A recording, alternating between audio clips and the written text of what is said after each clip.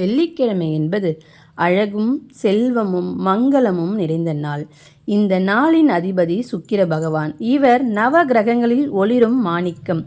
இவர் மகாமுனிவர் பிரகுவின் மகன். தாயார் உஷானதேவி. பிரகு மிகுந்த ஞானம் கொண்டவர். அதனால்தான் பிறந்ததிலிருந்தே சுக்கிரன் புத்திசாலியாகவும் தெய்வீக ஞானம் கொண்டவராகவும் இருக்கிறார்.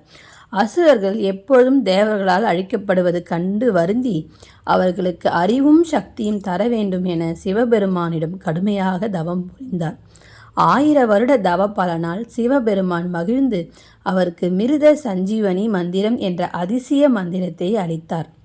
இந்த மந்திரம் மூலம் இறந்தவர்களை மீண்டும் உயிர்ப்பிக்கலாம். இது முழு பிரபஞ்சத்தின் முக்கிய அரிய மந்திரம்.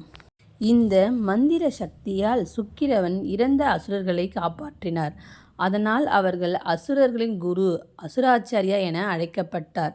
தேவர்களின் குரு பிரகஸ்பதி. இதனால்தானோ சுக்கிரன் மற்றும் பிரகஸ்பதி இடையே எப்போதும் நாணப்போர் நிலவியது. சுக்கிரன் எனும் பெயர் பளிச்சிடும் ஒளி என்பதை குறிக்கும். அவர் காதல், கலை, இசை, அழகு, செல்வம், மங்களம் ஆகியவற்றின் கிரகமாக விளங்குகிறார். சுக்கிரன் எப்பொழுதும் சிவனை தியானம் செய்வதால் சிவபெருமானின் வலது கண்ணாகவும் உள்ளார். மகாலட்சுமி பூஜை செய்தாலும் சுக்கிரனின் கிருபை கிடைக்கும். ஓம் சுக்ராய நமக என 108 முறை கூறி சுக்கிரனை வணங்கலாம்.